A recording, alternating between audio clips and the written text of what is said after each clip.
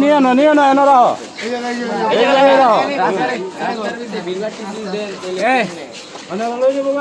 ভাত খাইছো তুই ভাত খাইছো আর হাতে সমস্যা ছিল এটা কি আমি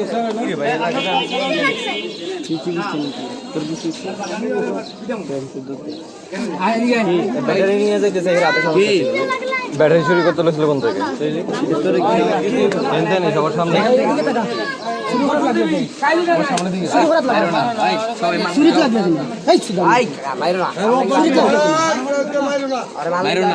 বহুত মারছো তোর হাতে শক্তি নাই, কাজ করতে পারবি না, তোর গায়ে শক্তি বল নাই।